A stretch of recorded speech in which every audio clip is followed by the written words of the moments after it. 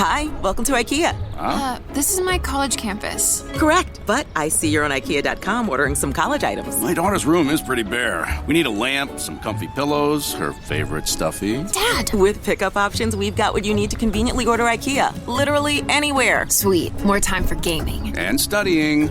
Wait, where are you going now? Got to show the ultimate Frisbee team how easy it is to order from IKEA. Get IKEA whenever, wherever, however you want. Choose from thousands of pickup locations, affordable delivery options, and more. This episode is brought to you by Progressive Insurance. Fiscally responsible, financial geniuses, monetary magicians. These are things people say about drivers who switch their car insurance to Progressive and save hundreds. Visit Progressive.com to see if you could save. Progressive Casualty Insurance Company and Affiliates. Potential savings will vary, not available in all states or situations. Beautiful, beautiful people. Good morning to y'all. It is the facility. A beautiful Friday out here in Southern California. Yes, I woke up. I didn't have the fog that we usually have out here. I was happy. Glad to see y'all. Y'all could be watching any show. You're hanging out with us. We do not take it for granted. Shady looking as fresh as he's ever looked. Shady, you put some thought into today's outfit. I'm proud of you. I'm proud of you. Well, you ain't gonna give Trace no love? I mean, Tracy's behind the shady. camera. That's not shady. Shady had to wear it. Well, no, Tracy dresses me very nice. But you know, a lot of times I look nice. So why are you saying just today? I think it's the glasses. I was Anyway, nice I'm not talking yesterday, about nice Not talking about Sean. James Jones, all these good car word, brother. years. Man, like the barber say, all the good ones. I don't know what that means. I don't either. All the good ones. I don't know. Hey, what's the word? All the good ones. Whichever one you pick. That's what he's saying. Have a good day, brother. Slick, what's up, man? I'm good. By the way, we call that the June gloom. Ah, the June gloom. In Texas, we didn't have that. James, what's the good word in the response to all the good ones? Why we ignore questions? Like, we don't ever actually answer questions, bro. All the good ones. Like, It's the culture. Yeah. That's like when I say, nah, me. You never know what I'm talking about. Hey, we know what you mean, though. Oh, my God. Hey, so much to get to on this Friday. Glad to have y'all here again. Y'all can be watching any show. You're hanging with us. We don't take it for granted. Hey, we got to start with the WNBA because the Fever, Caitlin Clark's Fever, lost last night. But as you can tell, that's not the Fever uniform that Caitlin Clark's in. That hoodie, no, she was sidelined, a groin injury. Remember, she missed 2 weeks earlier in the season with a quad injury, if I am not mistaken. Caitlin Clark has been getting beat down this year. She has been the center of national attention for going on 24, if not 36 months straight. Slick, eventually this has to take a hold, not just on your physical body, on your emotional body as well. You've been watching the WNBA. You've been watching women's basketball. You have a daughter who's currently playing college basketball for a very long time. So let's start with the most important question of the day. Glad y'all are here for this one. Are you worried about Caitlin Clark long term? No, I am not. Every great athlete goes through this, particularly great athletes who are breaking barriers. And I think that Caitlin Clark is doing exactly that. And so I watched Steph Curry go through this. Okay, so it was ankle issues at the beginning of his career, raised some questions. He had to find a solution and fight his way through it. He wasn't getting beat up, but he was having physical issues. Michael Jordan was getting beat up and had to find a solution to the problem. Every great athlete you can think of coming in, if there were great expectations, there were hurdles that they had to overcome. And so I agree. I think she's had a lot on her plate. This is not Iowa. This is not Kansas anymore, Toto. This is the WNBA. This is the world. And she's got a lot on her shoulders. But I've seen every player, great player, who's had to adjust to that and accommodate it. And I have no doubt that she will do that, whether it's physical or mental. The idea that she's not going to be able to answer the bell, honestly, if we're being sensitive I believe overly sensitive to this, I think we're being sexist. I think we're suggesting that somehow that Caitlin Clark can't handle what we've seen other great male athletes go through and have to adjust to. I agree with some of what you said, but if you've really been watching not just women's basketball, but if you've been watching this era of athletes with a keen eye, what I mean this era of athletes, really the 29 and under athletes, everybody has to go through it, but not everybody makes it through it unscathed. And here's why I suggest that. Let's talk male athletes, let's talk female athletes, let's talk basketball, amongst other things. Naomi Osaka had to go through this. She was the number one player in the world at 21. Remember, she had beaten Serena Williams, if I'm not mistaken. Number one player in the world for 25 weeks. But if you recall, she hasn't been number one in the world since. And Naomi Osaka spoke very candidly and transparently in 2021 when she said, I've often felt that I have no regard for an athlete's mental health, that people have no regard for an athlete's mental health. And this rings very true whenever I partake in press conferences. I'm not going to suggest myself to people that doubt me. That was just Naomi Osaka. Again, she went through it, but she didn't make it through it unscathed. Naomi Osaka could still and should still, you can remove that full screen, could still be dominating right now. But as I think about it, she didn't make it through it unscathed. Sha'Carri Richardson, I believe Sha'Carri Richardson has been the most talented track athlete since you could suggest 2019, 2020, especially most talented American track athlete. If you want to say Shelly Ann Fraser-Price, Elaine Thompson-Herah, you could say that. But Sha'Carri underperformed in 2019. 2020 was a COVID year. She underperformed in 2021. She underperformed in 2022. It wasn't until Rick in 2023, Shady McCoy, James Jones, viewers at home in 2023, that Sha'Carri finally ascended to the highest of heights where she finally became the world champion. Noah Lyles, he was the greatest 200-meter runner, but he underperformed and went through mental health issues in 2021, 2022, and then finally became champion in 2023 and 2024. I'm saying all of that to say, you have to go through it, but this era of athlete doesn't necessarily make it through it unscathed, because this era of athlete, I think, has to deal with more than any other era of athlete because of social media. Before we go to the rest of the panel, tell me how Naomi's and those experiences relate to what Caitlin is going through. I think the physical body is a manifestation of the emotional. And so I think what Caitlin's going through is not only physical. You had a quad injury, you had a groin injury, but nobody has had more attention, I will suggest, you could say in modern sport than Caitlin Clark because of social media, right? LeBron James, you had the New York Times articles, you had this, you had that, but Twitter wasn't around in 2004. Instagram wasn't around in 2004. TikTok wasn't around in 2004. Caitlin Clark is now being tweeted about at a rate we haven't seen before, and so people hate her because of what she does, and people love her because of what she does. That on top of the expectation of playing the game. And so what I'm suggesting is this era of athlete, particularly the likes of Caitlin Clark, the others I've named, Sha'Carri Richardson, you could suggest was it famous at a time, and Naomi Osaka, when you think international, is famous for a point in time. Nobody has had to deal with the things that Caitlin Clark has had to deal with, and the few women and men who have all underperformed at times and attributed the weight of the world to their underperformance. Simone Biles included, 2021 Olympics. Go back and do your research. So to that end, what's your answer? You are worried long-term? I am absolutely worried. I'm absolutely worried long-term. I'm absolutely worried because everybody who's had to go through what Caitlin has had to go through hasn't left unscathed, and they've spoken about it. I mean, that's all athletes. I'm not worried about Caitlin. All athletes go through things. On the court, off the court, on the field, off the field. Maybe people know about it. Maybe people don't know about it. That's because you don't hear about somebody going through something don't mean they didn't go through it. I think every athlete goes, especially when you're really, really good. When you're really, really good, you deal with pressure. You deal with have to meet everybody's expectations. You deal with, am I letting myself down? Am I letting my teammates down? Because you are that special. A lot of other athletes is not as good. They don't have as much pressure.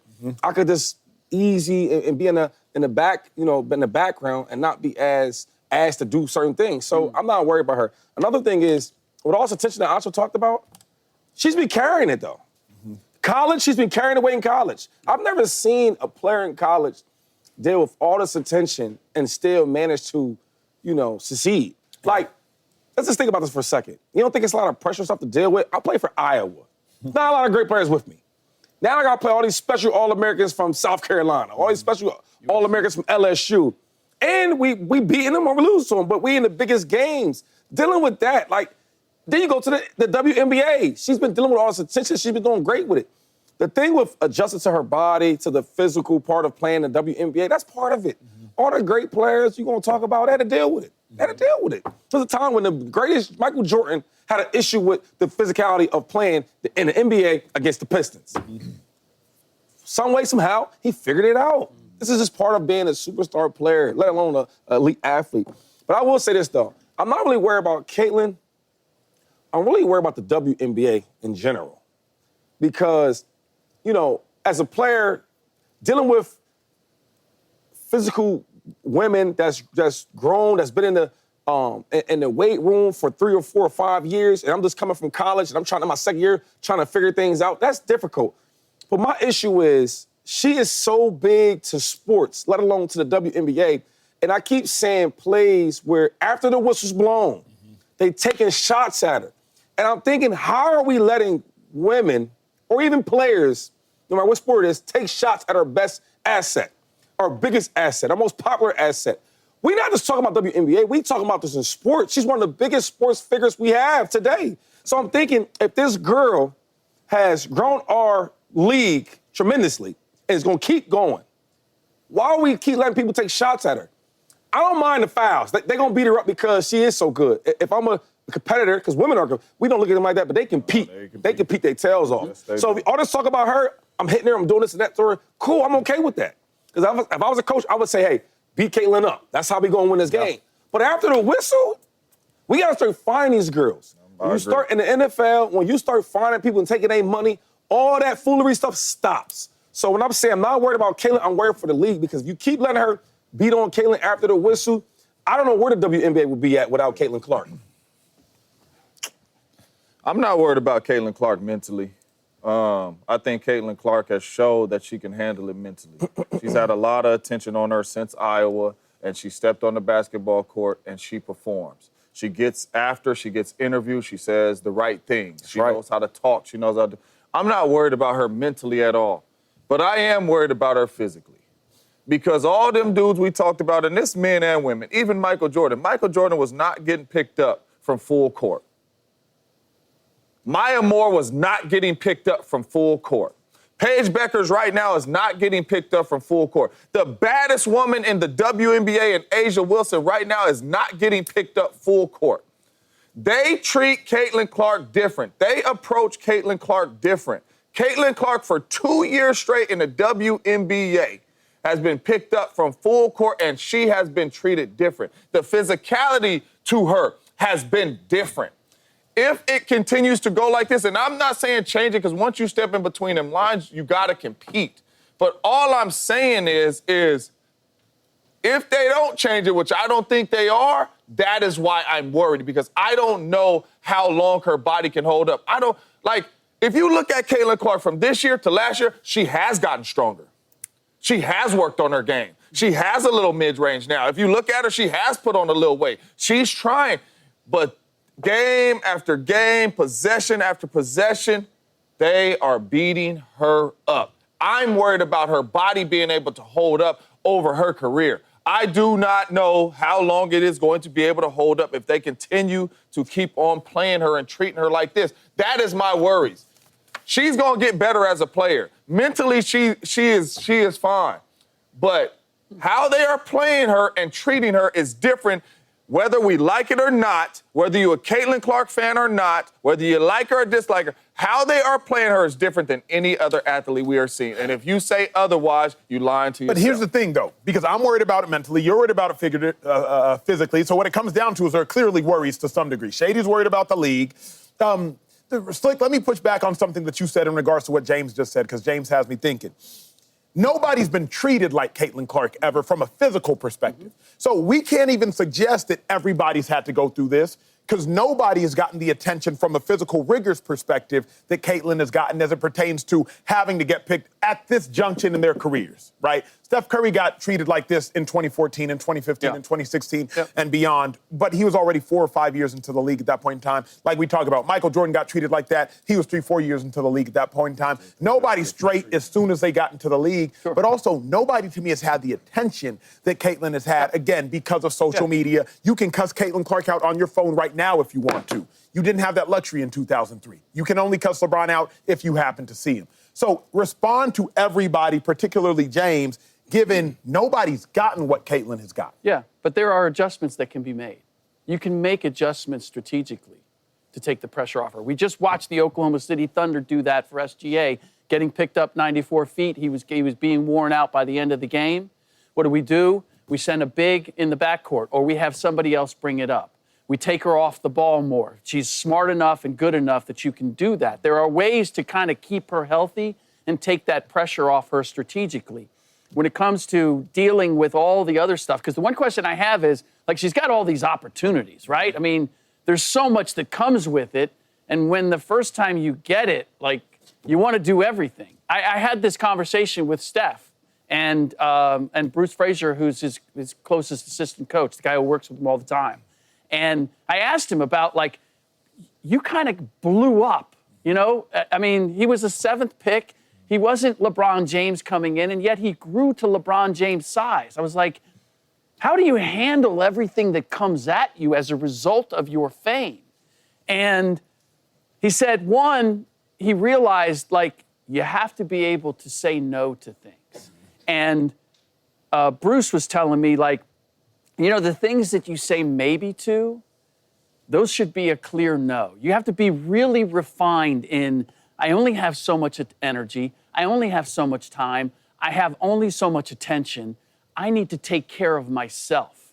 And that, I don't know if Caitlin is doing all that, but certainly there's an adjustment period. I think we've all gone through it, right? On some level, you're given all these opportunities. You want to take advantage of all of them. And then you find yourself kind of worn out and you're questioning, am I doing this to the best of my ability, or do I need to curb things down? I just, the struggle that I have with is that we want to treat, and Shady, I appreciate your position in terms of she's done so much for the WNBA. And we all appreciate what that has done for women, for women's basketball, for the world of sport. But where I stop is to say, as a result, we have to make some sort of dramatic changes. That's all sports. That's every sport. Real quick, you say that, right? I don't know that we've done that. What you mean? We've suddenly made like dramatic changes to protect one particular player. In football with the quarterbacks. Quarterback's the most expensive, most popular player on the field. They always making adjustments for that.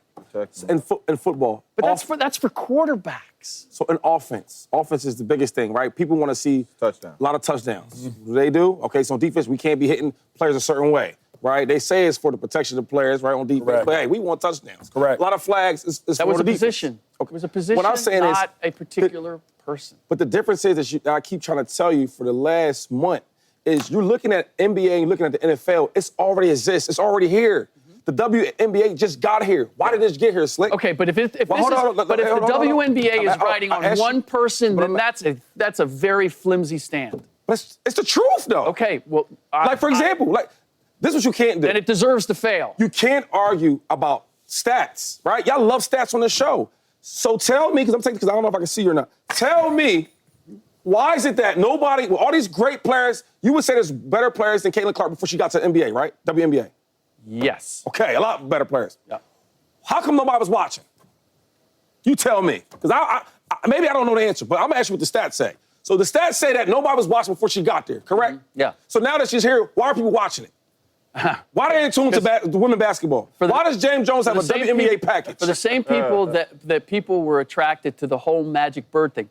Were there great players before Magic and Bird got to the NBA? There were. There were great players. Players on the same level. Why? Because they captured a social question. It was a cultural battle in this world, in this nation, that attracted people to the sport, and they wanted to see it play out. All right, so can we stick to the Caitlin? You talking about with the Bird and Magic, right? No, he's talking I think Caitlin brings the same thing. Yeah, okay. This white girl from Iowa going up against these great black girls from other places. And she's whooping on them. Yes, absolutely. So whatever that case may be, I don't know if she's whipping on them, but she's more than holding her since up. Iowa, she's whipping on them. Since however you want to cut it up. Okay. What we do know is if it's a black girl or the white girl, we know it's the girl. What color she is? The girl. She had everybody watching. Caitlin. Whatever the reason why we watch because of her. And when she doesn't play, we see the stats say the viewership goes down. Yep. And when she does play, some of that is skewed because the Fever games are by and large the only ones that are being televised. Why is that? Because she's the attraction. We have an MVP. And it's only her second year. We have an MVP in Vegas. And Asia Wilson. There's always been popping, right? Yep. And nobody was tuning into them games. Yep. So what I'm saying is, my friends, people I work with, people I know, right? Because I guess you're different because you have a female daughter that plays basketball on that level. Cool. But everybody else in the world, they wasn't watching it before she got there. Agree. No argument. They played last night. I didn't watch. She didn't play. What am I doing? So what I'm saying is the business spectrum of this whole thing. Take away your experience of being with your daughter, but the reason why people are engaged because of this girl. So now if you beat her up outside the whistle. But that's not why she got hurt. But I'm just saying when you watch this and they beating her up, outside this whistle, who's going to watch now? So really quick, I can't protect her. I can't. I understand what you're saying and why you're saying it. I can't. I go against this idea that I'm going to protect one particular player. I understand James, what you're trying to get to. Special treatment. I just got a question. That's life. Because you brought up Shea and OKC. This is the this is the same as because it was a great point though. It was a great point because you brought up Shea and OKC, and you said you seen how the wear and tear on him from this series with the Pacers because they picked him up full court. We've seen that. Imagine it being 2 years, Slick. Non-stop, Slick. Every time we turn Shea on for 2 years, it's gonna be a wear and tear on his body. And that's what I'm saying. No matter how strong you get, if they continue to approach her like that, I am worried about the health of her. No. You have to it's not. You gotta we gotta find a way to get them to stop approaching her I'm a not certain saying way. stop. It's we not gotta going find to a stop. solution from the other end. The Indiana Fever have to find a way to make the game easier. We didn't. The league, the NBA didn't suddenly say, "Hey, Rick Carlisle, you can't press SCJ anymore." That's one series. Hey, we'll get back to this a little bit later in the show. But for right now, Cooper Flagg, #1 overall pick to the Dallas Mavericks, replacing Luka Doncic, you could suggest, who left the Mavericks in heartbreaking fashion just 5 months ago in a trade that shocked the entire world. So the question is simple. Who will win a ring first? Is it Cooper Flagg or is it Luka Doncic? That's next in the facility. Don't forget, check us out every day, Fox Sports Channel, Sirius XM.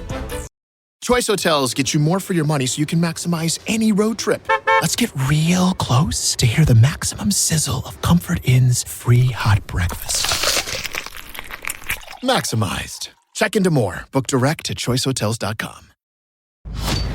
Hey, the Mavericks drafted Cooper Flagg with the #1 overall pick, supposed to be a generational talent. That's what many are hoping, at least suggesting. Well, the Mavericks already lost a proven generational talent, a proven superstar in Luka Doncic 5 months ago when their heart was literally ripped out of their chest, 1 freaking centimeter at a time. But Mavericks fans might be able to forget the great Luka Doncic if and only if Cooper Flagg can bring them a ring, especially if he can bring him a ring before Luka Doncic. Shady McCoy, Luka Doncic, Cooper Flagg, who wins the ring first?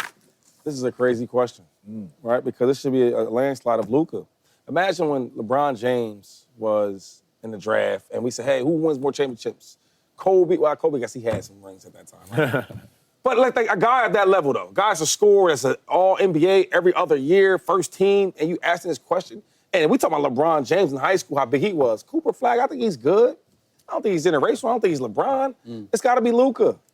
We haven't even seen this guy play in the league yet. And then when you look at him, he don't jump out as generational, does he? No, not Flagg. The generational? No. Yeah, he's a good player. Yeah. And I think he's going to a good team where he could be the third option. And I like that for him because you can develop yourself. You don't have to rush to be the franchise savior. But it's got to be Luka. I think Luka's already been to 2 finals, right? One, NBA Finals? Yeah.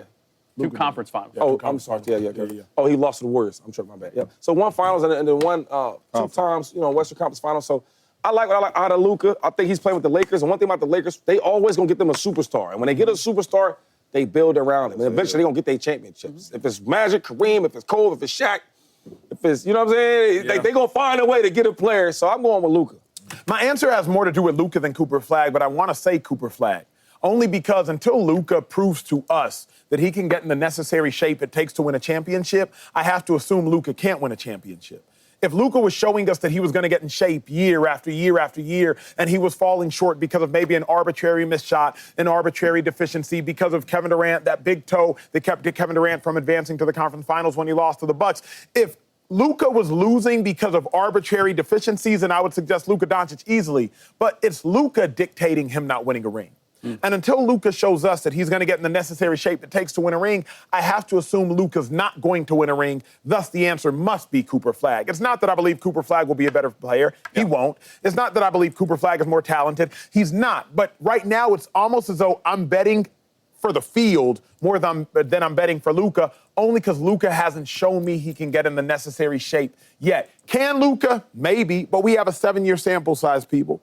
A 7-year sample size. And y'all know this watching the show. It's easier to get in shape when you're younger than it is when you're older.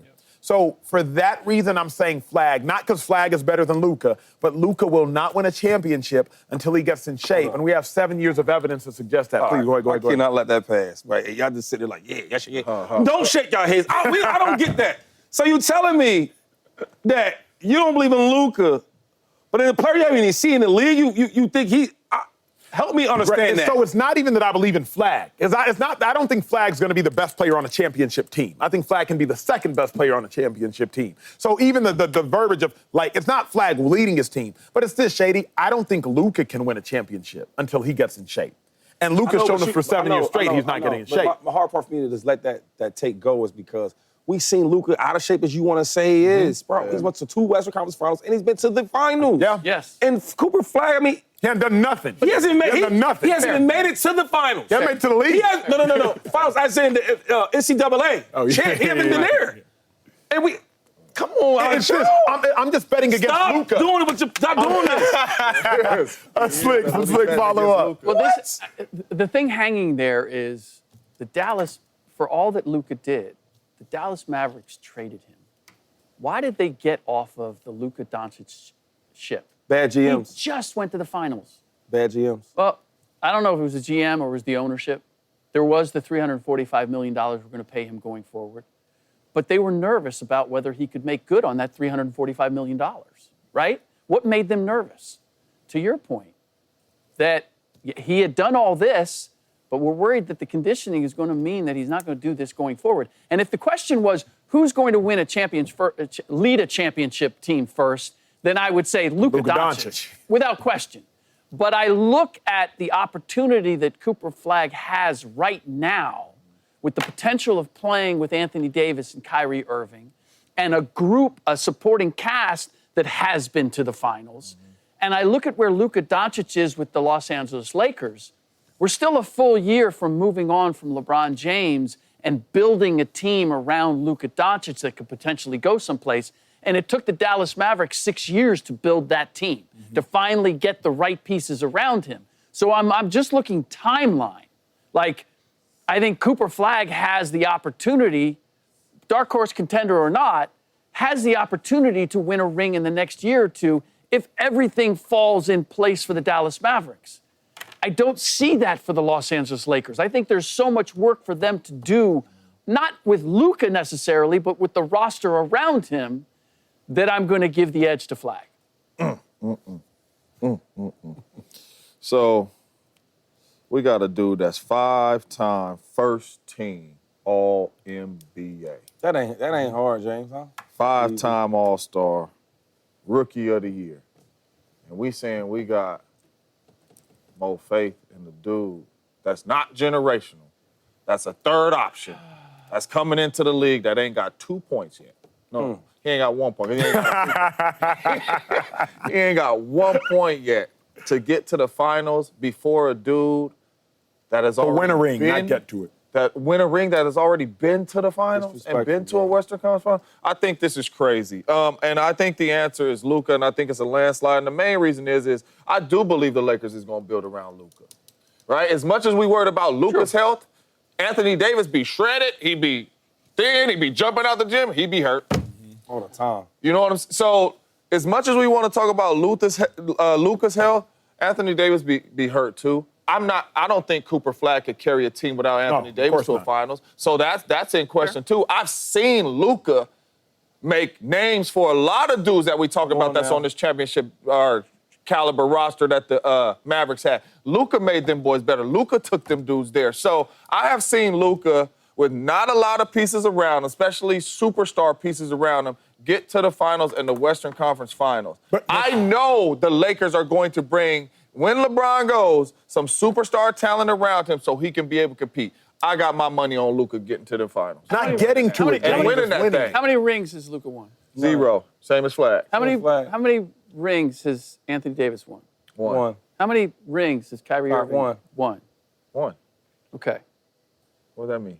Yeah, what's that? It means I got guys who have done it on Cooper Flagg's size, and I have LeBron James who's on his way out the door, and who else with the Los Angeles Lakers? It's not, don't confuse it. I'm not saying that Flagg is somehow better than Luka Doncic or has more championship potential.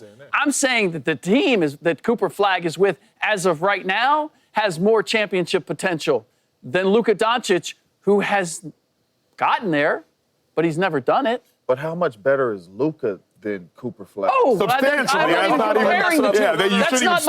That's not my argument. But what I'm saying is he's that much better. He can cover up some of that stuff. Yes, he's on a better team. We all know that. But he has to cover up. That's and you know what? I love the way you framed that. We've seen it. Right, but not enough to win it. That's my dilemma. Like 2-5. My question for you and both James is: do you think Luka Doncic, without improving his defense and without improving his shape, do you think Luka Doncic can win a ring? Because I don't. Well, like a lot of the NBA players say, man, for him to be so out of shape, we watched him get 30-something points and take his team to the finals. I don't know how you can get in better shape, but that's pretty darn good to take. And I don't know what his workouts. He might be training his butt off right now. This is what I do know, though. I know that you guys are speaking about, and it's disrespectful, low-key.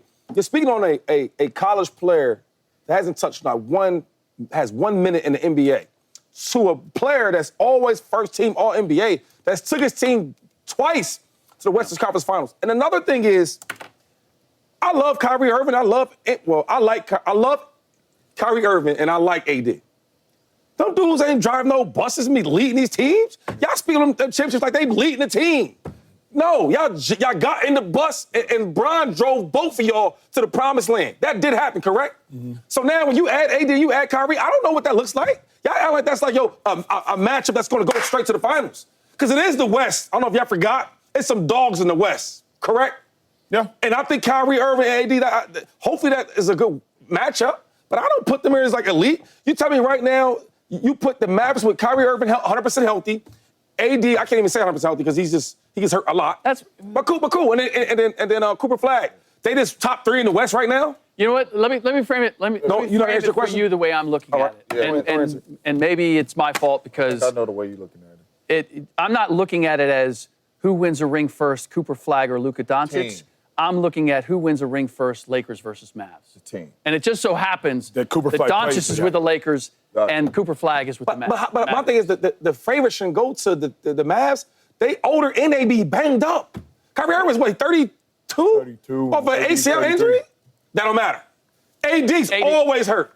No. He's not always hurt. The last 2 years, for the most part, he had a 2-year stretch where he was not.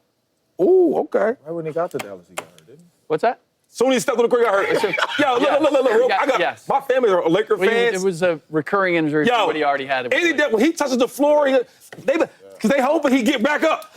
You know what I'm saying?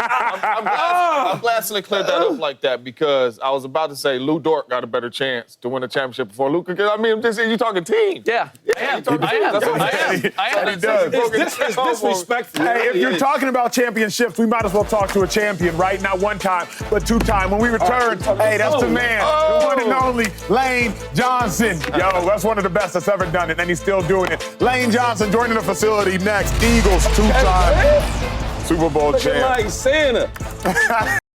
Meta AI is the personal AI to help you with whatever you need. Plus, it meets you where you are. Not only is Meta AI now an app, but it's also on the apps you already know and love. Facebook, Instagram, WhatsApp, and Messenger. Plus the Ray-Ban Meta glasses.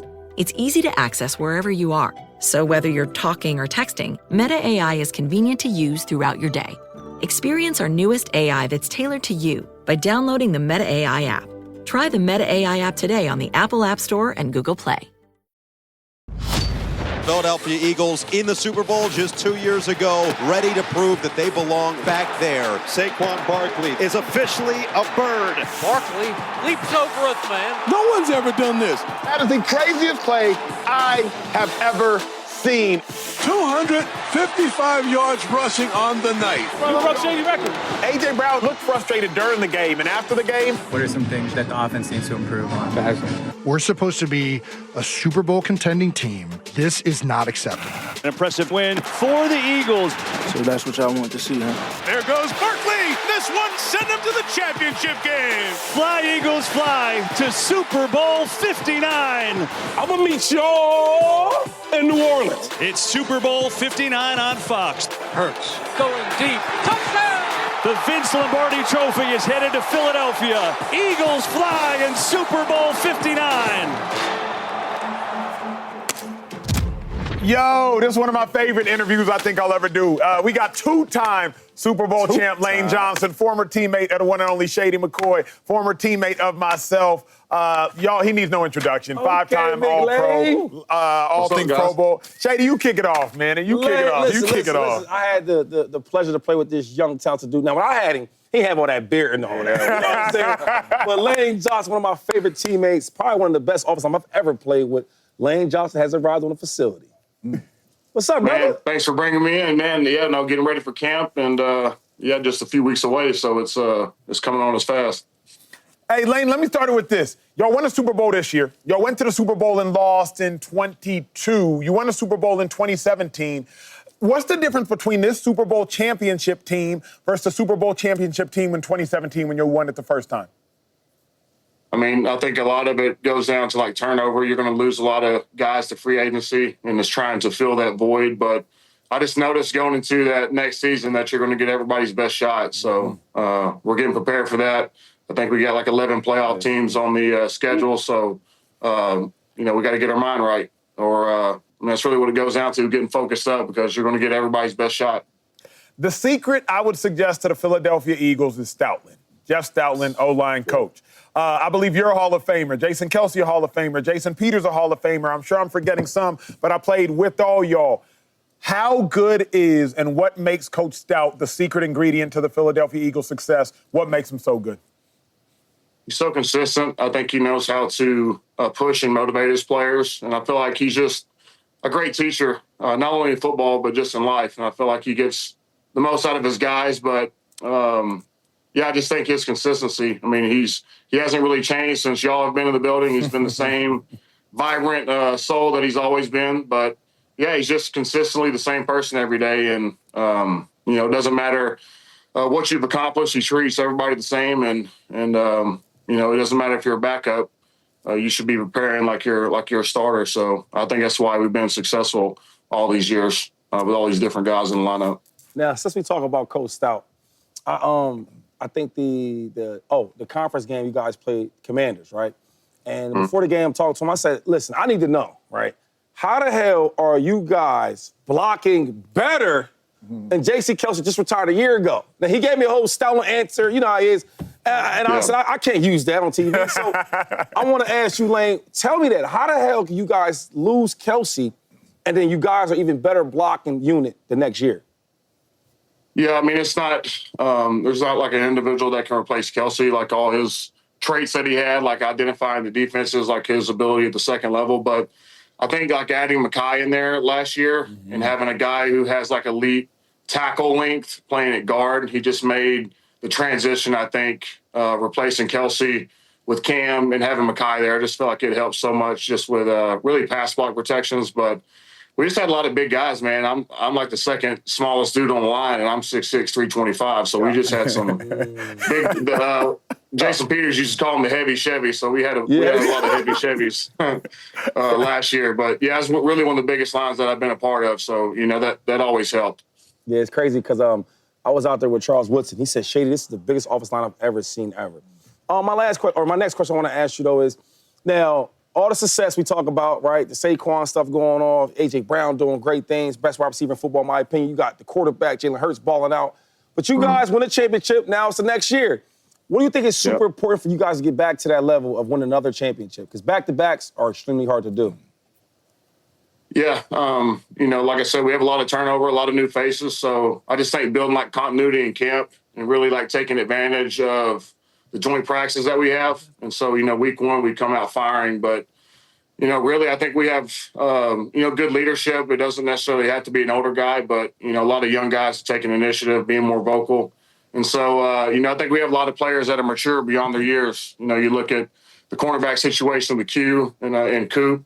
So I just think we have, a lot of talented guys, but it takes a lot of cohesiveness, and you got to build that during training camp. And in the early part of the weeks or early part of the season, I would say, I think that's huge in getting the momentum of the season going right. The really like the first 4 or 5 games. So, Well, Lane, before I hit you with the tough questions, like who would you rather block for, 2'5" or 2'6"? My first question to you is, who do you lose sleep over at night, if anybody? Like, if you had to block a Micah Parsons or a Myles Garrett, which one of them dudes, or maybe a guy we don't know that's keeping you up at night that you got to prepare for? Oh, I know this answer. Yeah, I mean, any of those names, I'm sleeping, one eye open at night. You got one of those guys.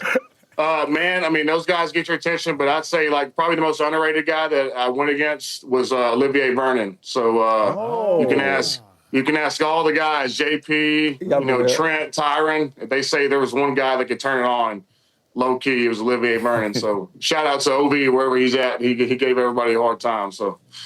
All right, really quick, too, though. So, because, Shady and Saquon Barkley are different backs. Shady can make you miss on the dime, make you miss in the phone booth, cut something back, and, get busy. Saquon, more downhill, does have good vision, too, maybe a little bit more speed. What's the difference between blocking for a guy like Shady and blocking for a guy like Saquon? Good question. Shady talked a lot more trash. Yeah, he talked this is my first game ever. We're playing, the Commanders now, the Redskins at the time, and I remember being in the end zone warming up, and some fan was waving the Redskins flag in front of Shady. He went over there and was doing this, and then went over there and grabbed that flag and took it and started stomping on it. Then it was like 31-3 at halftime. I was like, man, we're about to win a Super Bowl that year. And I was like, hey. And I remember JP going, I've never seen somebody talk so much trash and then go out there and go back it up every time. And I was like, hey, I ain't seen it like that either. So definitely a lot more trash talk with Shady. But both elusive. With me, I knew that I had, anytime they touched the ball, they had a chance to go to the house. So I think one of the best moves I saw Shady make was a Tennessee game. Titans on the left sideline. I don't know what you did. You broke him off, and it looked like hot sauce on the And One mixtape. So that was one of the best runs I remember from Shady. Hey, Lane, obviously last year it ended as great as it could end, but what would you say was the hardest part of last season for the team? Ooh, let's see. I mean, the Atlanta game was tough, just having a game that we thought we should have won. But, yeah, I just think probably the hardest game was the Rams game. I feel like they really, it could have gone either way on that one. So, really tough matchup. But, yeah, I mean, I would say, like, through all the Super Bowls, like, the feeling of losing one is like a more of an emotional thing than winning one. So, I'll never forget that. That motivates me. But, yeah, everything went right last year. It was fun. And but you know what's crazy, Andy, though? quickly moves on. Before everything went right in the middle of the season, it looked like things were going to go wrong. Because you got A.J. Brown, he's reading books in the locker room after. We all been in that. Well, me and Shady, you being in that locker room. He just says, hey, what's the issue? Passing. And then that turns into a whole firestorm. Yeah. How did y'all right the ship? And who's the leader of the team on offense? Because when I was there, you could have said it was Vic. You could have said it was Foles. You were still a young bull at the time. JP, but he didn't really talk too much. He just hit us on the head before we walked out onto the field. So who was the leader? Who's the leader on offense, would you say? I mean, Jalen, Jordan's very vocal.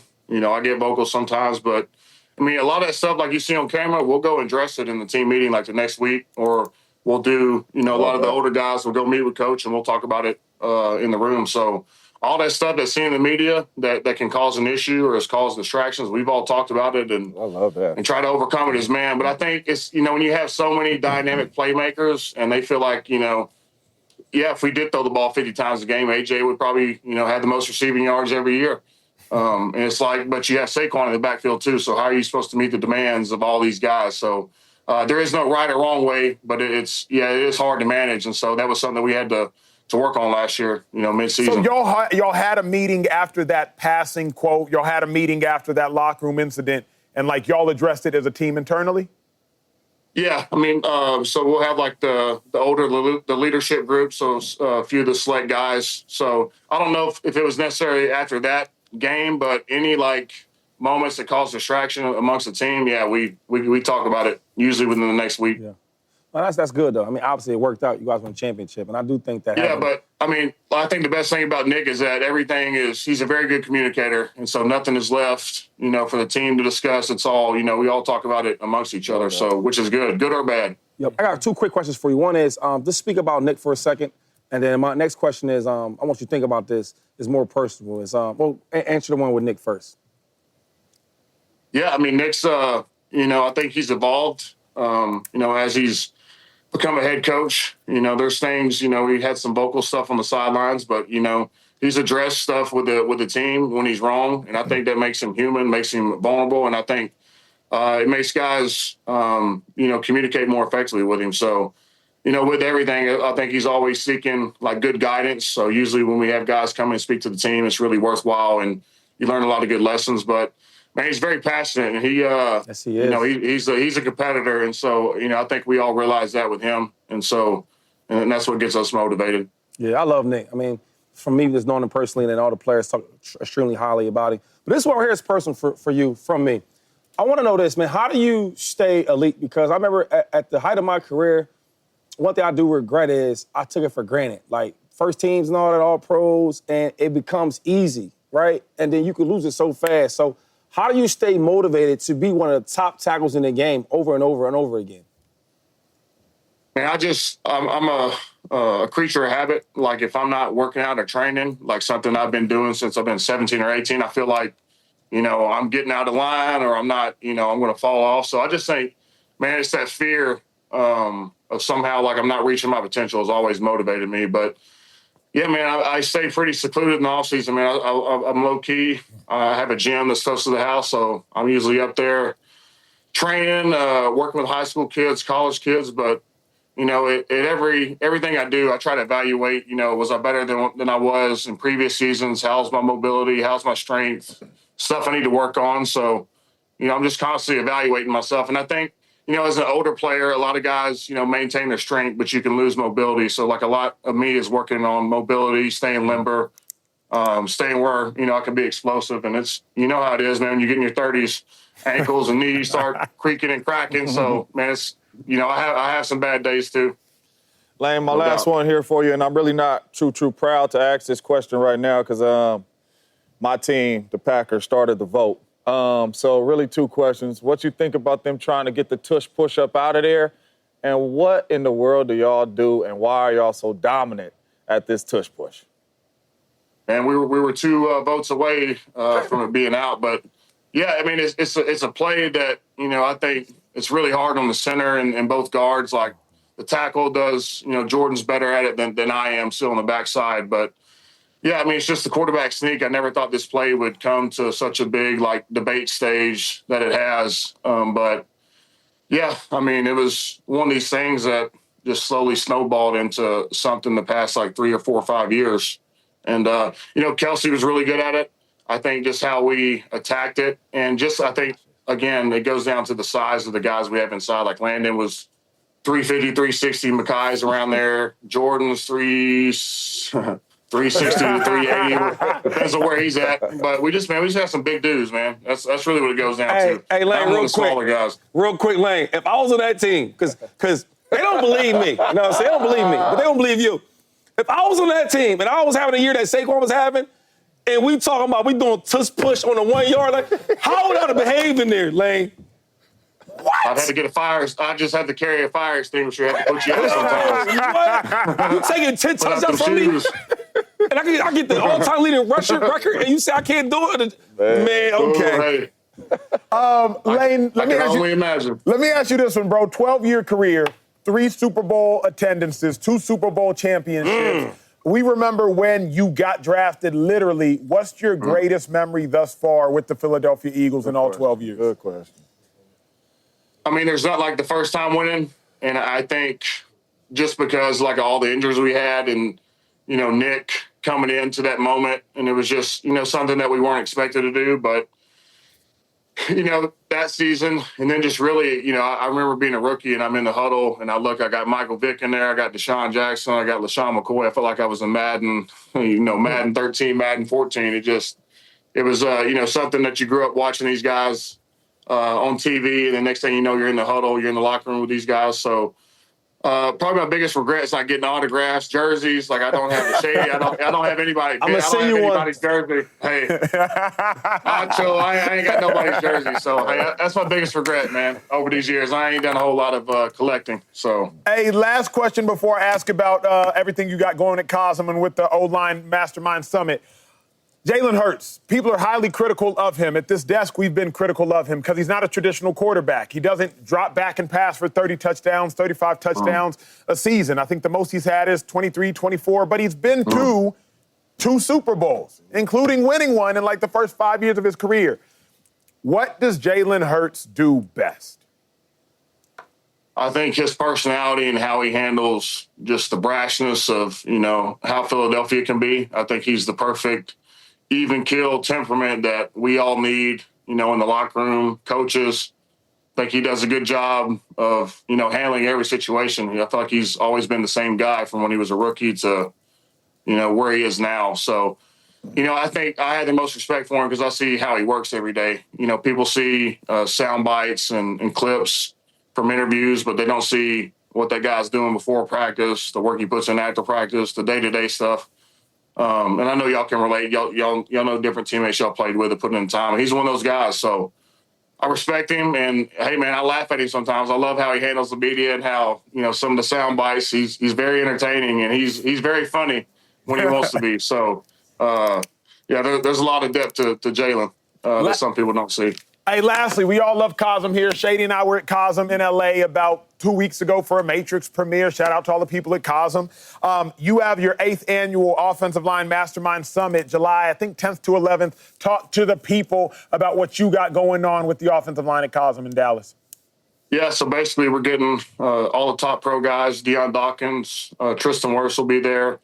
Hall of Fame guys will be there. Baselli, Will Shields, but basically, we're getting college guys. A lot of the top guys in the draft will be there, and we're just talking ball. How to approach the NFL lifestyle, the training, the off the field stuff, and so you just get years of wisdom. With some of the guys that you get in the room, and so it started off with like 27 people. I think there was close to 300 last year, and so shout out to Duke Manyweather, my partner, for getting this thing rolling. Portillo's are going to be feeding us there at Cosm this year. So, basically I didn't have this outlet whenever I was coming into the league. I was new to the position. I really didn't have any understanding of who played, who was who, how they did things. And so, I think this is just giving a lot of people a lot of valuable time from people that have played, a long time in the league. Lane, how many more years you want to play? 12 at a high level, 5 All-Pros, 6 Pro Bowls. How many more you got? I'll sign for 2, so let's see. 2 will put me at 15 or 14, so, that'd be good, but it's one of those things like, I physically feel good, but there's also more to life than football. There's family, there's friends, there's life to live that y'all have gotten a chance to do, so, I may see what that's about, but right now, man, I'm feeling good for 2, so until then. Real quick, Lane, you always be my guy. Play. Now, I'm not saying play till you can play no more, but to play till you're ready to go. Because once you're done and you hang them up, you can't go out there and get them back and put them back on. It don't work like that. Yep. No, I understand that, man. I had a lot of good conversations with some of my ex-teammates, and, man, they all say the same thing. So, hey, I'm thinking about it. Hey, real quick, I don't know if Howie told you, but, JP, they about to sign him back. Did he tell you? Hey, come coach me. Hey, that's one of the best that's ever done it and probably will ever do it. That's Lane Johnson, 5-time All-Pro, 2-time Super Bowl champ, 6-time Pro Bowler. The list goes on and on. Future first ballot Hall of Famer. I'm speaking it into existence as we speak. Lane, you the man, bro. Best of luck, bro. All right, brother.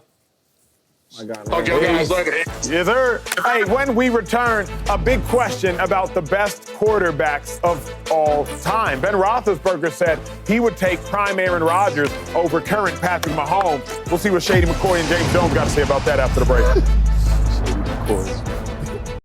Lights, camera, innovation. Walt Disney Studios chose advanced 5G solutions from T-Mobile for Business to transform the movie-making process. Together, we kept a remote production hub in Hawaii in sync with a team in California to bring Lilo and Stitch to theaters this summer. This is picture-perfect collaboration. This is Walt Disney Studios with T-Mobile for Business. Take your business further at T-Mobile.com/now.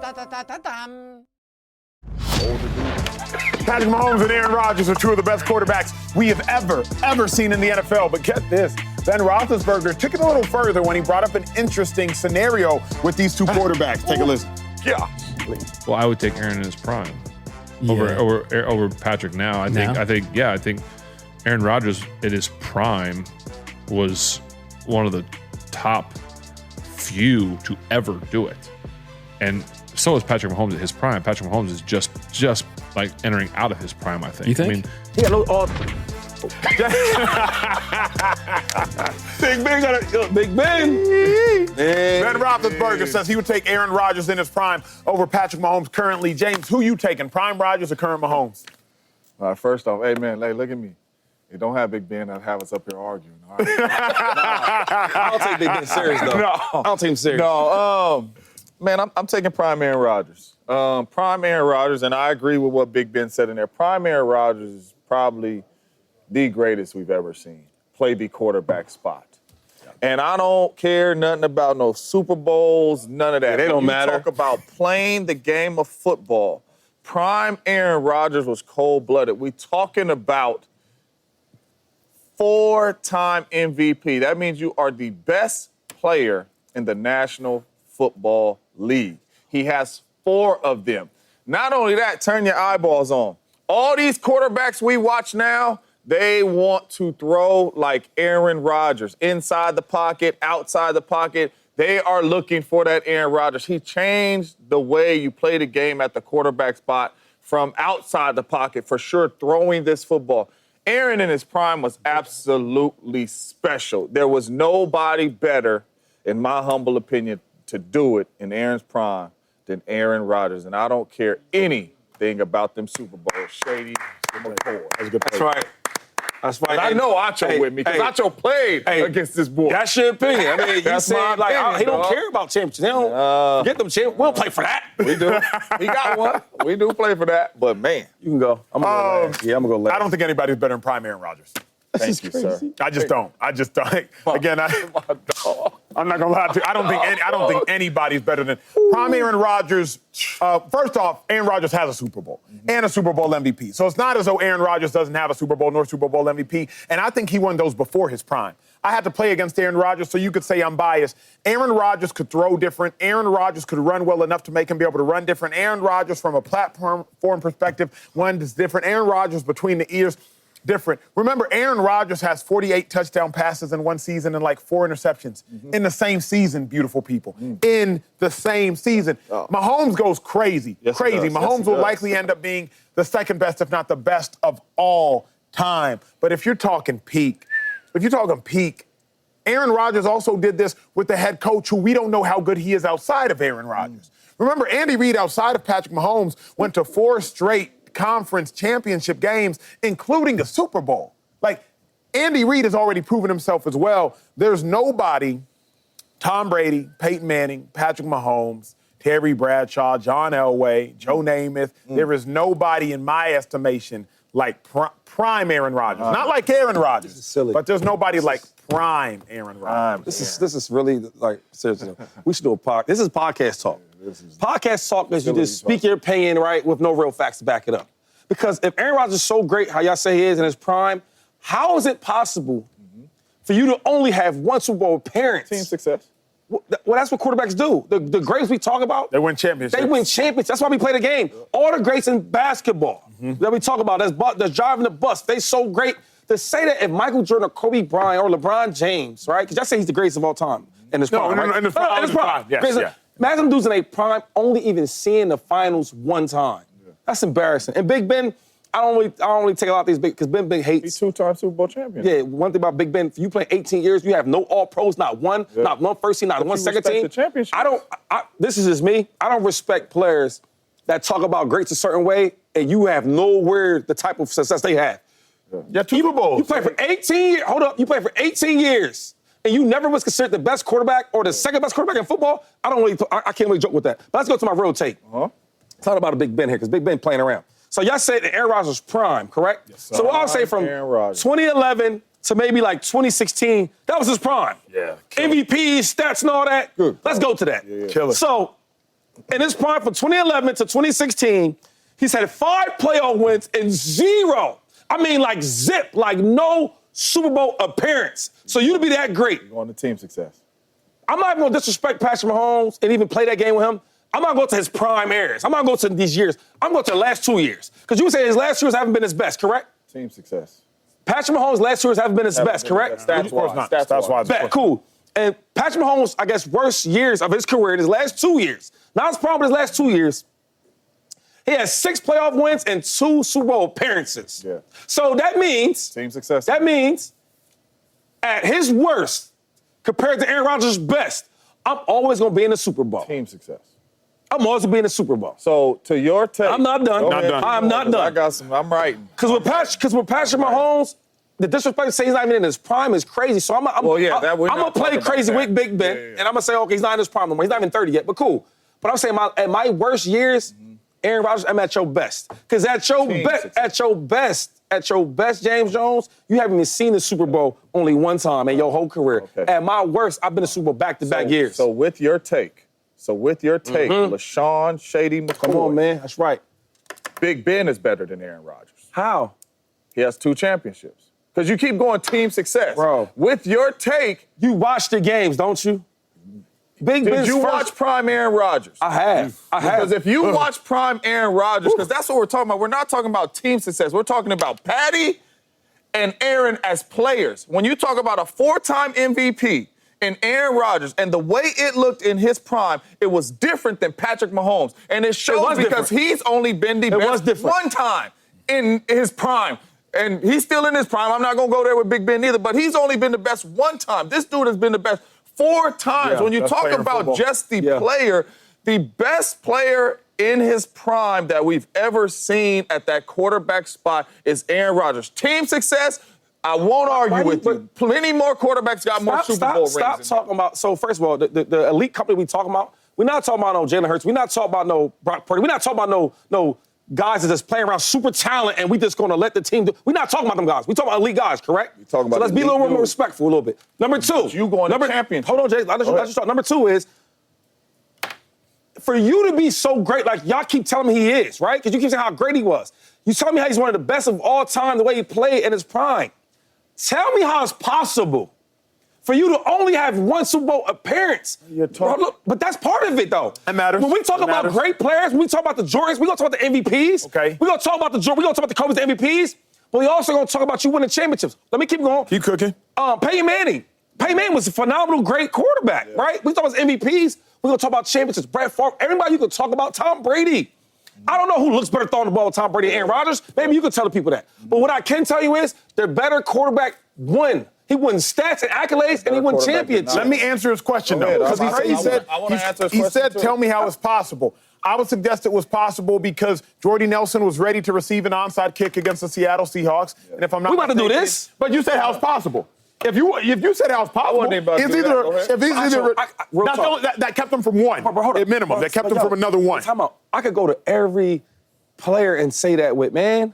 I can say it, when the Chiefs played in 2020, when the Chiefs played the Bucks, he had both his tackles out. He ain't make no excuses about for this. What are we talking about? If I can say if this dude didn't catch the ball, if the Titans, when they played the Patriots and McNair throws the ball, it was a 1. He threw it too short. Right? It's a 1 year.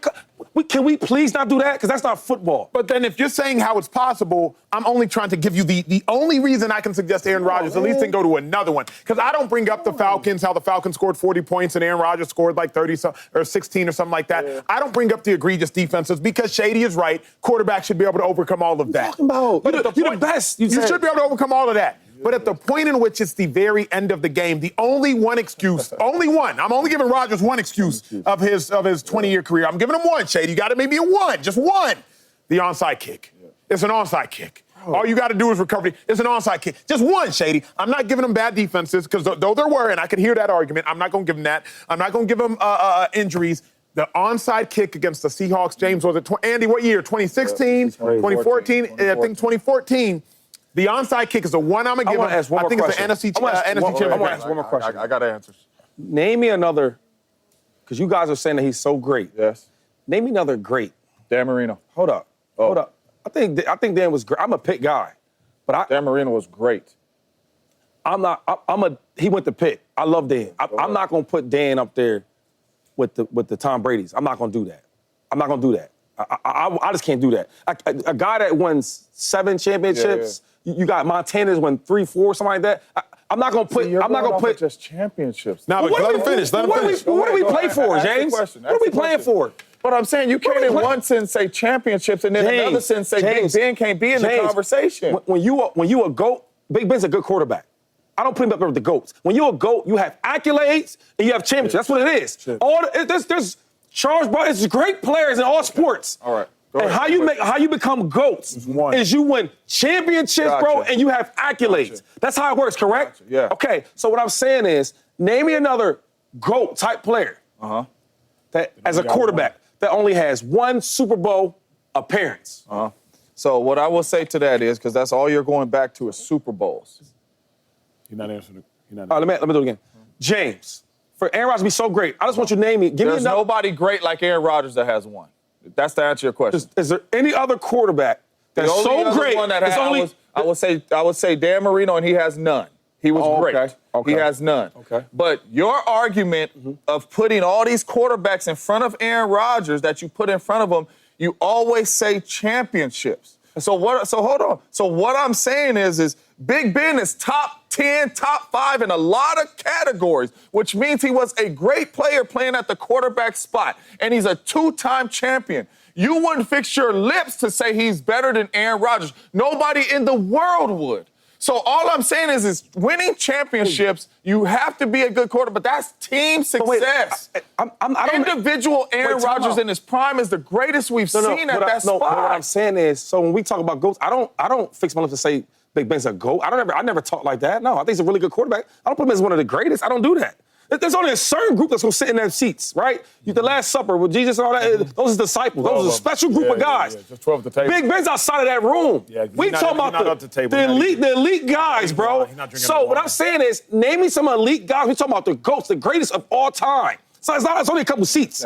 It's not a whole bunch of seats. In them seats, just hear me out, in them seats, though. Yes. Because you can't be an all-time great type GOAT player without having accolades. You can't have that. You got to have some MVP. You got to have some first-team all-pros. You got to have them things, right? So the two that then you have that, and then you get into the champion. It's all together. The 2 that I would have is Dan Marino and Aaron Rodgers. So who's Judas? Is just I don't know. Now. But Dan Marino and Aaron Rodgers is at the table.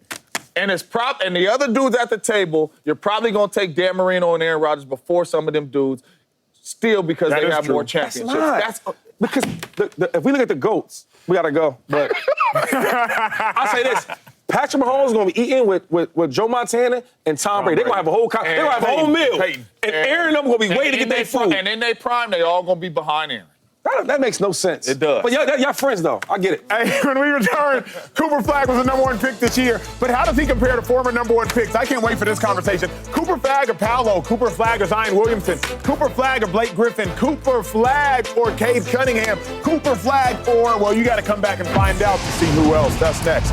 The Facility. It's the Facility, the podcast. Home means something different to everyone. But with Rocket Mortgage, home can mean even more. It can mean a college education, taming your high-interest debt, even a renovation. We've made it easier than ever to use your home equity. That home you worked so hard for, now it can work hard for you. Call 800-4ROCKET or visit rocket.com to find out more. Rocket Mortgage, LLC, licensed in all 50 states. NMLSconsumeraccess.org, number 3030. All right, look, Cooper Flagg was drafted #1 overall, and you're probably wondering why in the world are we at this desk, and why is Shady acting like a child? We got the green buttons, we got the red buttons. Green means Cooper Flagg will be better than the person naming. Red means that he will not. Cooper Flagg, he won the Naismith Award, Best College Player. He won the Wooden Award, Best Freshman College Player, #1 overall pick. So now we're going to go back to most historical #1 overall picks in the last 10 years, and we're going to ask, is Cooper Flagg better than that individual, or is he not as... Oh, there we go. good as that individual? All right, now that we know they all work, let's start it. Cooper Flagg, better than the 2009 #1 overall pick, Blake Griffin. Shady, start us off. Will he be better than him or no? I'm going no. Yes. Really? Cooper's build is better suited. The way Blake played was very violent, and he was only good the first half of his career. Okay, where you at, Jay? This one was really, really tough, man. But I'm going to say yes, because I think offensively, he has a little more to him. Okay, remember, Ben Simmons in 2016 was taken number 1 overall out of LSU. Oh, I thought you were starting with me. My bad. I thought you were starting with me. I thought it was going this way. It's so soft. I'm going no as well, Rick. You're the one unanswered. Yeah. What? Yes, he's going to be better than Ben Simmons. The early accolades. We tripping. My bad. You guys messed up. What are you talking about? We did the wrong one. My bad. Hey, you know when you cheat off the wrong person in class? That's what just happened. I cheated off James Jones' answer, and then we all end up cheating off the wrong person I had in it class. already in my head. I can tell you're not a real cheater, though. Because I don't never show the wrong person. I know who the honor roll students are. Is that Ashley? Yeah. You're right, Slick. Thank you for bringing us all back down, Slick. Yeah. Slick, Gosh, Slick. you start with this one, because I'm done cheating off James Jones. 2017 number 1 overall pick was Markelle Fultz. He's kind of underwhelmed as of now. Slick. Cooper Flagg will be better. Kind of underwhelmed. I tried to be nice. Yeah, Cooper Flagg will be better than him. Why do the Sixers always end up with the disappointment? All right, let's get a little bit more interesting. DeAndre Ayton. Remember, 2018, he started on a championship team, albeit they lost.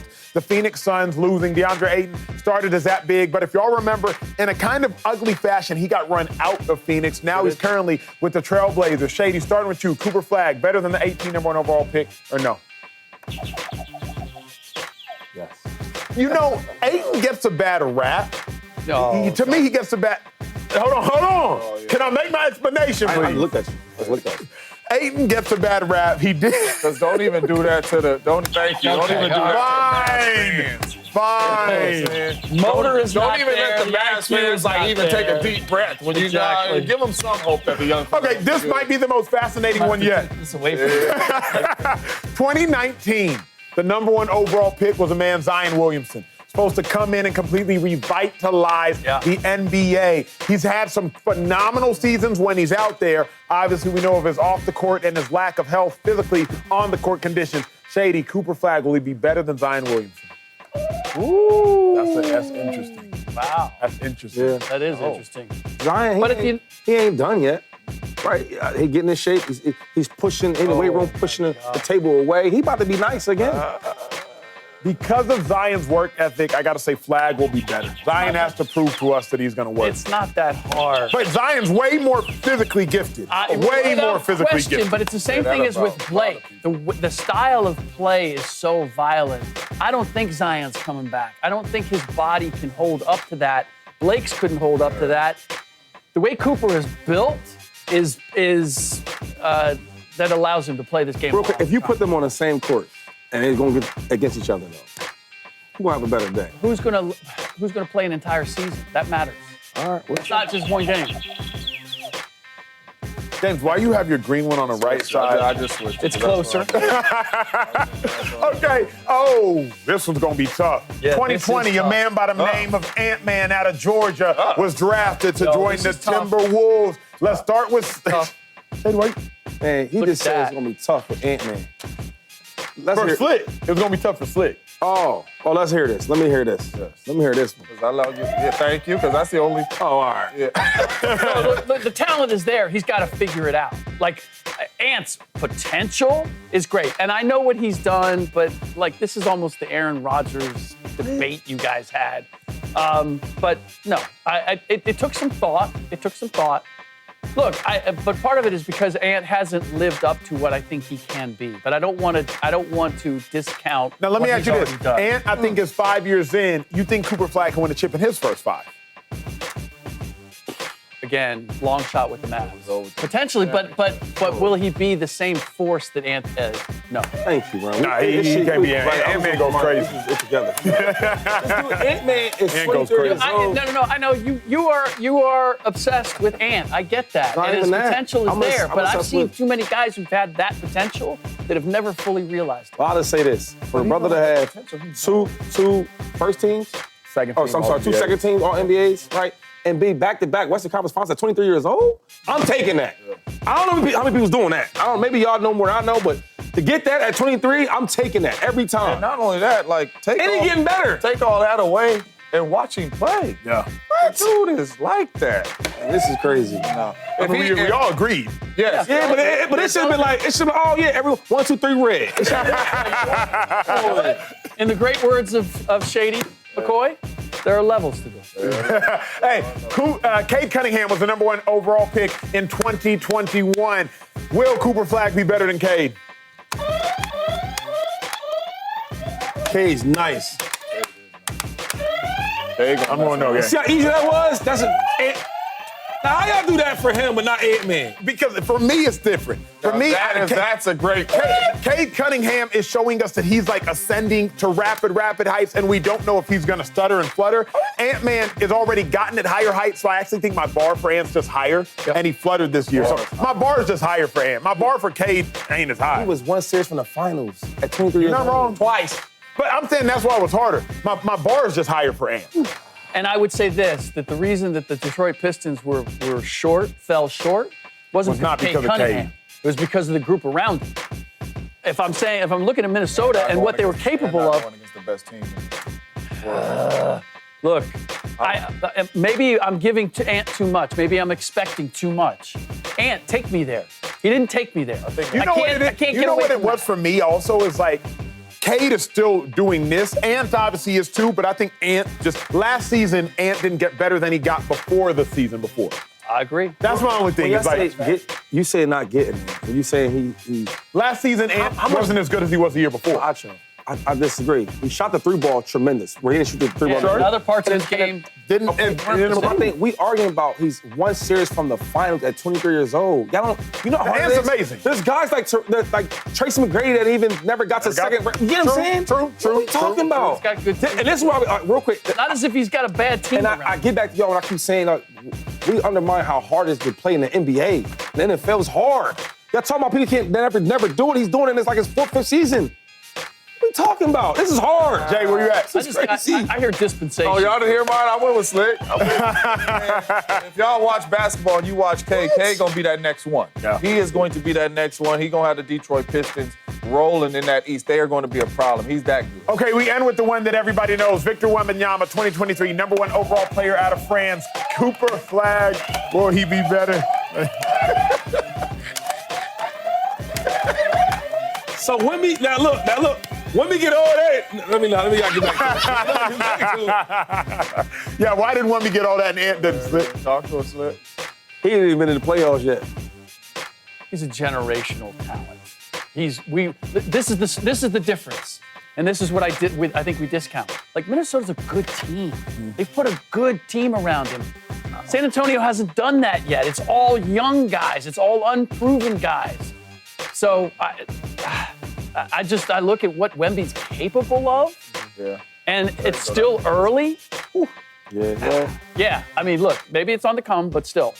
I got to go to break. Speaking of number 1 overall picks, Caitlin Clark, one of the biggest names in the sport, but she missed last night's game. Now they got another game tonight, I think against Dallas, if I'm not mistaken. Have we put too much pressure on Caitlin Clark? That's next in the facility. So Caitlin Clark or Ant? Grandpa's here. Hank's always helping out. Grandpa style. Now he's treating his prostate cancer with help from Xtandi enzalutamide. Xtandi 40 milligram tablets treats men with prostate cancer that has spread to other parts of the body and responds to a medical or surgical treatment to lower testosterone. Xtandi may cause serious side effects: seizure, a brain condition called PRESS, allergic reactions, heart disease that can lead to death, falls and bone fractures, swallowing problems, or choking that can lead to death. Stop Xtandi and get medical help at once if your face, tongue, lip, or throat start swelling. Tell your doctor at once if you faint, have a seizure, quickly worsening headache, decreased alertness, confusion, vision problems, chest pain or discomfort, or shortness of breath. Xtandi can cause harm to an unborn baby or miscarriage. Use birth control during and 3 months after Xtandi. Common side effects include muscle and joint pain, feeling unusually tired, hot flashes, constipation, less appetite, diarrhea, high blood pressure, bleeding, falls, fractures, and headache. Talk to your doctor and visit Xtandi.com. Caitlin Clark had to watch last night's loss from the bench, dealing with the groin injury. Remember, missed games earlier this season as well with the quad. Well, one of the most talked about stars in the sport, Paige Bueckers, talked about the microscope that Caitlin Clark is under. Take a listen. The pressure that she's put on every single night to perform at the level that she does, it's inhumane, really, like to expect people to be perfect and to not have off games or off nights. And if she doesn't go like 8 for 10 from 3, like people are questioning things. It's unfair to have to deal with that. Shout out to Paige for at least lending Caitlin Clark some verbal support. Maybe it's taking it a little bit far, but we'll talk about that. Rick, Caitlin Clark, does she have too much pressure on her? You changed the question. Well, have we put too much pressure on her? Who's us? Like, I mean, look, there's pressure that comes with being great and obviously being the bellwether of the WNBA, but every great player has gone through this. Yeah. So is it too much pressure? No, it's a matter of it is what it is, and she's got to learn how she's going to handle this. I see her breaking barriers. It's not just as who she is as a basketball player. It's not just the pressure that she gets on the court. It's the whole social construct around her. And in part is because she's this white girl from Iowa, and she's breaking barriers in terms of being the best player in a predominantly black league. Mm-hmm. My daughter went through this. A coach said to her, she was a little passive on the floor, and he said, "You're a white girl playing a black man's sport. Shoot the damn ball." And it was really a matter of, look, you're not expected to be this. Here's the reality of it. It was much like Bird. We all had the debate about Larry Bird. It is a predominantly black woman's sport as it's been a black man's sport. And she's flipped that. She's coming in and saying, no, I'm the best here. And not only is she doing it, but she's letting you know that she thinks she's all that. That brings a great deal of pressure. But she is bringing that. Her greatness is bringing that. So this idea of everybody paying attention to that, it's understandable, but it's a result of her greatness. I don't know how how is it on the outside world to lessen that? I don't know how you do that. James, we put too much pressure on Caitlin Clark. No, I don't think we put too much pressure on her. I don't expect Caitlin Clark to go out there and score 30 points a night and have 15 assists a night. Caitlin Clark is a special, great player. So I know she's going to have special, great games, and sometimes she's not going to have special, great games. So I don't put pressure on her like that. I don't think that's pressure for her. At the end of the game, she loves playing basketball. She loves competing. When she steps in between that court, I don't think she even feels like it's any pressure. But what I will say is I feel like the other players feel the pressure. And that is why they approach Caitlin Clark the way they approach Caitlin Clark. And that is why they compete against Caitlin Clark the way they compete against Caitlin Clark. Whatever you want to say, black, white, she good, I'm not good, whatever it is, they compete against her different. Once you get in there and you playing the game of basketball mentally, we all played the game. Basketball, football, all that. When you step in between them lines, it's football, man. It's woosah, let me go to work, let me do what I do. But the way they compete against her, that's the pressure. They feel the pressure, I think, more than her. Mm-hmm. We'll have more of this on the other side of the commercial break. Shady Wayne again, myself as well. Have we put too much pressure on Caitlin Starr, one of the most polarizing figures the sports world has ever seen? That's next, The Facility. Look around. You can find cars like these on AutoTrader, like that car riding your tail. Or if you're tailgating right now, all those cars doubling as kitchens and living rooms are on AutoTrader too. Are you working out and listening to this ad at the same time? Well, multitasking pro, cars like the ones in the gym parking lot are for sale on AutoTrader. New cars, used cars, electric cars, maybe even flying cars. Okay, no flying cars, but as soon as they get invented, they'll be on AutoTrader. Just you wait. Auto Trader. 2-5, we're talking Caitlin Clark, somebody you're very passionate speaking about. You think we put too much pressure on her? No, I don't. She's been going through this since college. She's been carrying the WNBA. She's been carrying women's college basketball. I want y'all to put this in y'all mind so y'all understand what I'm saying. I want to let y'all know how big she really is.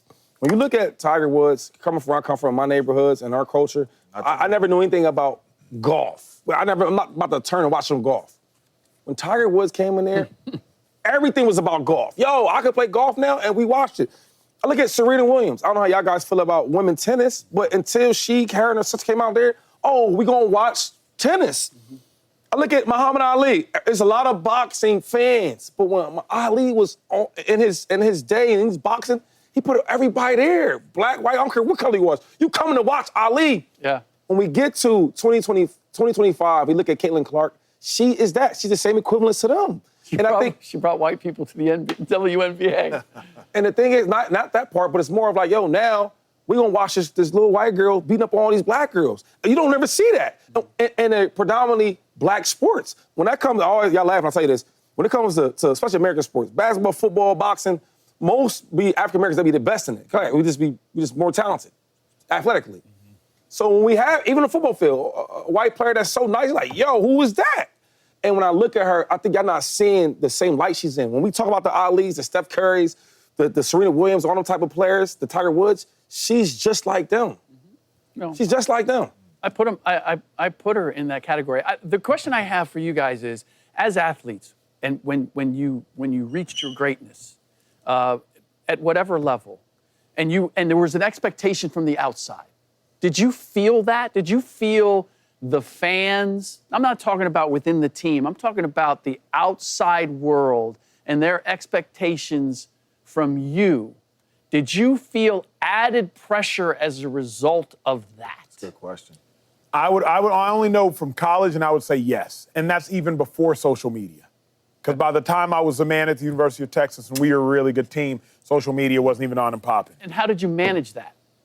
Thank God there wasn't social media. But you had to ball every single game. Otherwise, what you here for and what we here for. See, for me, it was all the distractions and all that was when I was off the field. When I stepped in between them lines, it was like woosah for me.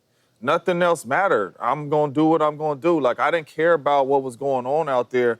It was all about ball. I didn't worry about that. Now, off the field, yeah, you got the certain struggle. But when I stepped in between them lines, it was like, whew.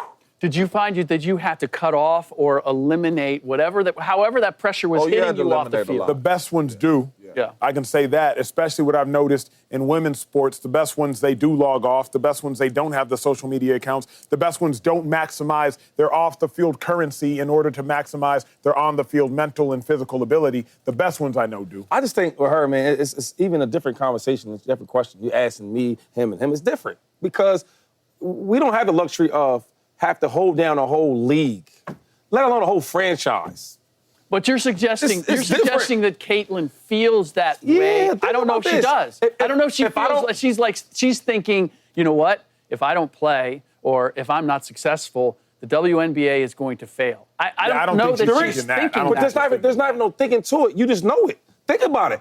Every time she don't play a certain amount of games, it's everywhere. The WNBA is down 55% in viewership. What I think she does know, because I think we're more nerdy about viewership when we do TV, viewership matters. I think she notices people in the arena and the frustration that comes with that. Like, Caitlin, I was supposed to come watch you play. I think she notices that. You don't think she has social media? Around on social media. So when first of all, they follow this girl like everywhere she goes, right? Like it's a reality TV show of her life.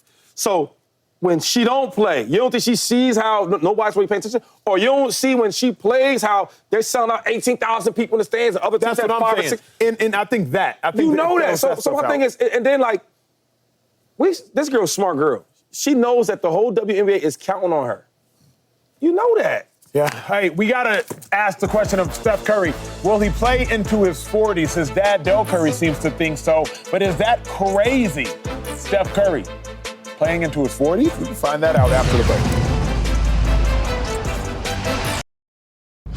Steph Curry, a 4-time NBA champ, but he's also 37 years old. His dad played a long time in the league. Del Curry said he thinks Steph can play into his 40s because he can shoot the ball so well. James Jones, very quickly. Crazy to say Steph could play into his 40s? Absolutely not. Steph's a shooter. Steph is going to be in shape, conditioned, and all that. I mean, Steph was 37 last year, and we seen them young boys, Amir Thompson and them cramping up trying to chase Steph, so he could play into his 40s. And if Daddy say it, I mean, it's been talked about. Could he? Absolutely, he could. Will he is the question, and that I don't expect. Yeah, I think crazy to say that he will, not crazy to say that he could. He absolutely could. But the Steph Curry that I know from a distance in proximity to some degree is like, I don't see him playing until his 40s. Too many other outside ventures, too many kids to take care of. Wife got too much going on. And I don't think he is diabolically obsessed in an unhealthy manner with basketball like so many of the other greats have preceded him. Yeah, he could definitely play to 40. He's a jump shooter. That's something you can't take away from him. But I'll push back is, you say that, man, but it's hard to lead the games when you've been so great for so long. When you look at your wife, the success she has, and the kids and all that, it came from basketball. But that's the other thing. I don't know that he can be great like this going into his 40s. If you look at even all the great point guards at this stage, 40 is, he's not LeBron 6'9", he's not KD 6'11". Like, well, I'm not talking about superstar, but I mean just being like productive, being good, you know, being solid. You play for championships. You think he'll turn into like a 38-year-old Jason Kidd at 40? Like 40-year-old Steph is like 37-year-old kid, 13, 5, 4, and, you know, can still lead a championship team like Kidd did at 37, but not lead, could still guard a championship team. Yeah, but he's got to have the right pieces around. Of course. But imagine like a Mike Conley, though. Imagine you put Steph in Mike Conley's spot at 40. Yeah. He could do that till 45. I got one for you. Derek Fisher, when he was older, right? Steph can't do that. He could do that. But it's Steph. Yeah. I don't know if he's not. Wants to do that. If he win a championship, you've been covering Steph for a long time. What's the difference between his game now at 37 than younger Steph? Oh, he's gotten so much stronger, and he's found different ways to get it done. He can do a lot more work without the ball. Hey, when we return, it is time for a Blitz meeting. Which team will we associate with Kevin Durant most when it's all said and done? That's next. The facility.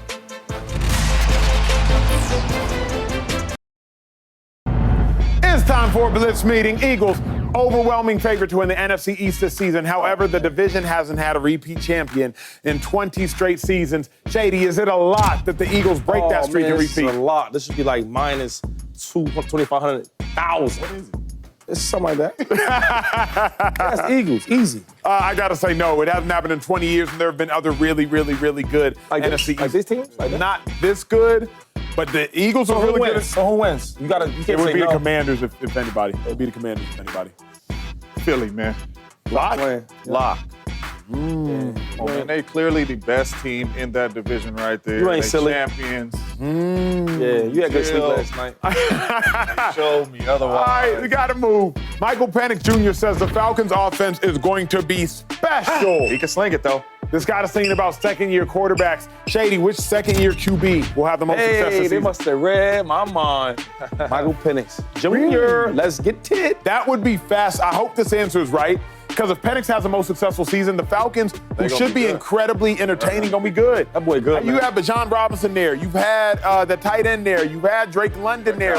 And ain't nobody done nothing. If Penix does this. But they had Kirk Cousins the quarterback. It's hard to do. Yeah, and then before that, Mariota, and before that, Heineke. Come on. Yeah, if Penix does what Shady says, I think it's going to be Jaden Daniels. That works with my first answer as well. Jaden Daniels is already way better than everybody else thus far. I think he keeps it up. Yeah, I was about to say, if you have them compete with the Eagles to win the division, Gotta be Jaden. You better have Jaden Daniels as a quarterback. No, I just think the young boy showed us way too much last year. He's too special. I think he takes another jump with Debo gonna be nice, Samuels.